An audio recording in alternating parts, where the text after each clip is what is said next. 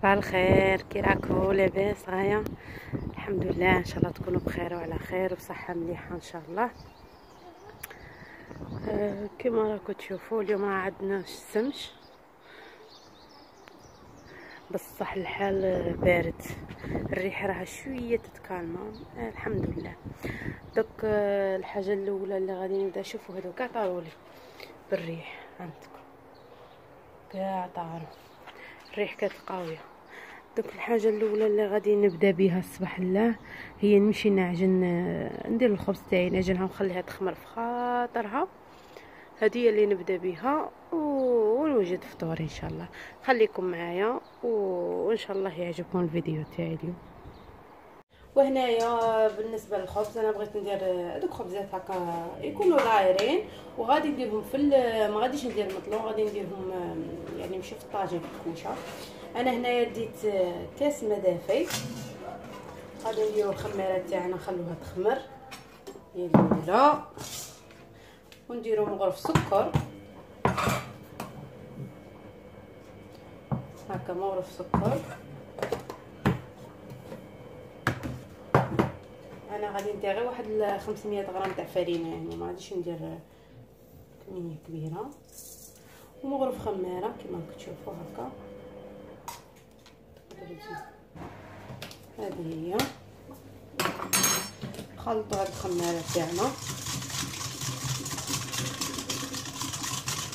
بهاد الطريقه، يعني كذلك الخميره ينسجم وداك السكر ينسجموا مع بعض.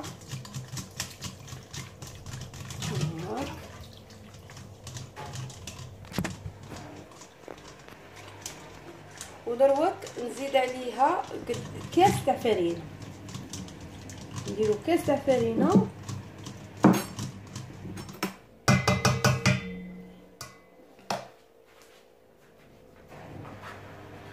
يعني انا تقريبا عيني هي ميزاني.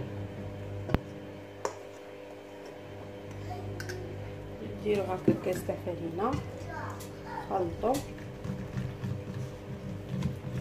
نخلو الخميره تاعنا تخمرنا، نخلطوها بهذه الطريقه هكا قد ما كنحنا لي الفرينه، ونغطوها نخلوها حتى اللي تخمرنا كيما هكا، نخلوها حتى تخمر ونعاود نولي نكمل معكم بقيه المراحل. هنايا من بعد لي هي طلعت لي هذيك خمرت لي، غادي نزيد عليها الملح هكا، ونبداو نزيدو في الفرينه ونلمو العجينه تاعنا بهذه الطريقه. انا راني دايره الماشينه كما شفتوا، الريح ما راهاش كاينه بزاف، بعدا في الماشينه، ونخرج بعدك الكسوه نتاعي برا ونشرها برا. هذه هي، نبقى هكا نبقى نلمو في العجينه عادي، يعني العجينه تاع الخبز نورمال حتى تتلم لنا العجينه تاعنا بهذه الطريقه. هذا مرها شويه شمس، رانا نقارعو غير ديك الشمس تخرج لنا. انا نبقى هكا نكمل كيما هكا حتى نلم العجينه نتاعي. هيا هنايا من بعد اللي لميتها غير كيما هكا تكون شويه راها عاد تلصق شويه، نجيبها هنا نشري شويه تاع فرينه كيما هكا، ونعجنوها، يعني نعجنوها واحد 5 دقائق ولا نعجنوا العجينه نتاعنا.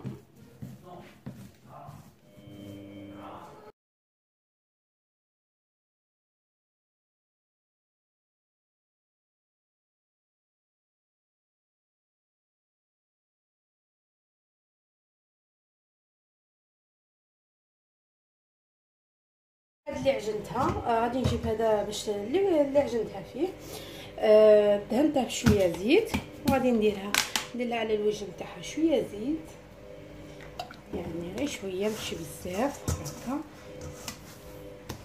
ونخلوها تخمر لنا، يعني تخمر لنا زوج مرات، زوج خطرات تخمر. نخلوها تخمر الاولى ونديكازوها، ونعاودو نخلوها تخمر للمره الثانيه. انا نخليها تخمر ومن بعد نشكلها معكم. هنايا عندي سكالوب، بغيت ندير له التتبيله تاعه يعني ونخليه يعني الا كان نديرو العشاء مليح ديروه في الصباح وتخلوه يتشرب في خاطره. انا هنايا اش عندي ديت واحد يعني على حسب الكميه تاع السكالوب، اللي عندكم كميه كبيره دو نص كاس تاع حليب، ولا كميه صغيره دو غير باكوس.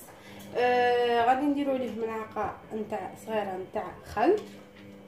تقدروا ثاني تستعملوا المايونيز، انا غادي نستعمل هاد الصلصه صافي. هاي نديرو هكا ملعقه نتاع هاد الصلصه، ونديرو التوابل. ندير توم جاف، يعني تقدروا تستعملوا التوم محكوك عادي، توم خضر نورمال. نديرو فلفل اسود،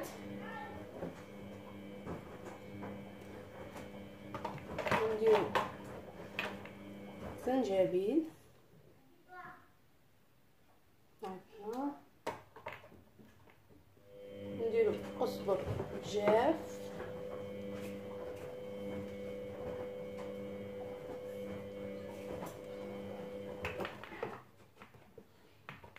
شويه نتاع كركم، شويه بابريكا، ما كتروش منهم، وندير شويه كمون، والملح ما ننسوش،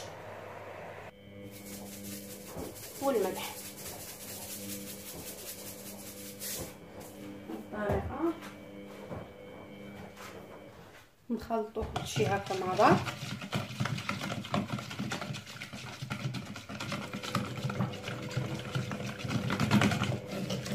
يعني ماشي كميه كبيره، غير كميه صغيره ما يتشرب لنا. ونبداو نزيدو في القطع تاعنا هكا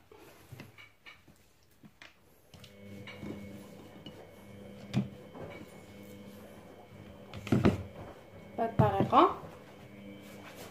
خلطوهم هكا ونغطوه ونخلوه يتشرب لنا هاد الصلصه في خاطره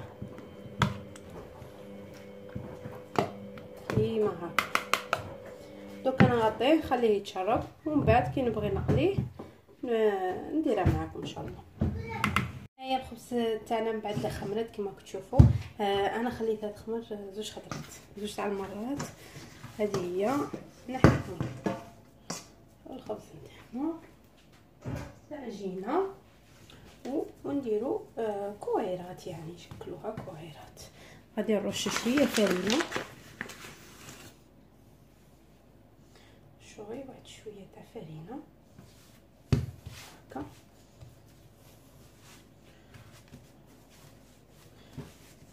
ونحكمو العجينه تاعنا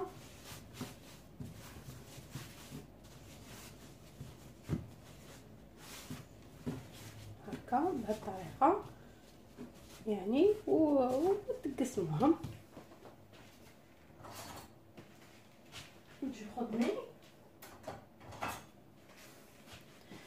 وهنا تبقى على حساب شحال ما كويره راكو باغي ديروا، شحال من وحده. تقدروا ديروها على 4 5 على حساب الحجم تاع الخبزه اللي راكو باغي ديروها. بهذه الطريقه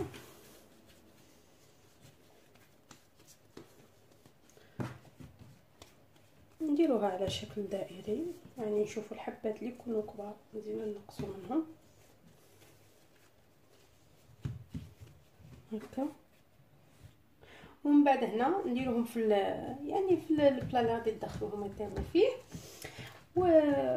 وكون انا يا تديروا له ورق الطبخ ولا ترشوه غير بالفرينه، انا رشيت غير بالفرينه كيما هكا، وتقرصوهم تقرصوا الكويرات نتاعكم. وهنا من بعد اللي حليتهم كما كتشوفوا، انا هنايا حليت غير 3 باسكو ما يقدنيش البلا، وواحده اخرى درتها في البلا وحده. دوك شنو غادي ندير؟ غادي نغطيهم نخليهم يزيدوا يخمروا، يعني حتى يضاعف الحجم تاعهم، ومن بعد ندخلوهم للفرن يطيبوا على 190 200 درجه، تشالوا ليهم غير من تحت عاد نشالوا ليهم من فوق. دوك انايا نخليهم يخمروا ومن بعد نوريهم لكم كي يضاعف الحجم تاعهم. هنا من بعد الخبز تاعنا من بعد اللي خمرت كما راكم تشوفوا. دوك انايا نجيب هنايا سكين ونديروا غير خطوط هكا، يعني هكا هذه علامه زائد، وندهنوا الخبز نتاعنا الوجه تاعه ندهنوه بالحليب، يعني بالحليب. والفرن راني مسخناته على 200 درجه، يعني ندخلوها للفرن. الطيب نشالوا ليها من تحت كي تشوفوها صاي، يعني من تحت بدات الطيب، عاودوا شالوا ليها تحت والفوق. يعني الاول نشالوا ليها من تحت، من بعد نخلوها واحد 10 دقائق ولا ونشالوا ليها من تحت ومن الفوق. دوك انا ندهن الوجه تاعها بالحليب، ندهنها غير بالحليب كيما هكا، نديرو شويه حليب وندهنوها، ندهنو كاع الخبز تاعنا هكا بهذه الطريقه. دوك انا نخلي ندخل الخبز تاعي يطيب ومن بعد نوريها لكم ان شاء الله. هنا بالنسبه لهذاك سكالوب اللي كنت درته معكم، دوك غادي نقليه عادي، نرفدوه ونقلوه في الزيت. يعني ما غادي ندير له لا شابلور لا والو، باسكو تعرفوا انا دي فوا الماكله تبقى لي، وكي تقلوا السكالوب بلا شابلور تعرفوا كيفاش تولي ديك لا شابلور كي تبقى، يعني تطرى تولي طريه. المهم انا غادي نقليه غير في الزيت عادي، غير هكا ونقليه في الزيت ومن بعد نكمل معكم بقيه المراحل. السكالوب تاعي من بعد اللي راهي نقلا كما راكم تشوفوا، راني قلبته، يعني تقلوه عادي في الزيت غير كيما هكا بهذه الطريقه حتى نكمل كاع السكالوب تاعي. هنا بالنسبه لهذيك الخليط اللي درنا فيه السكالوب اللي بقى لي، غادي نزيد عليه كاس ماء هكا، راني زدت عليه كاس ماء. من بعد اللي قليت السكالوب في ديك المقله اللي قليت فيها غادي نديره نخليه حتى يغلي، يولي يغلي ويعقد لي عادك نطفي عليه. هذا هو السكالوب تاعنا من بعد اللي قليته كيف راكم تشوفوا، جاب هذا الشكل وعنده واحد الطعم ما نحكي لكمش.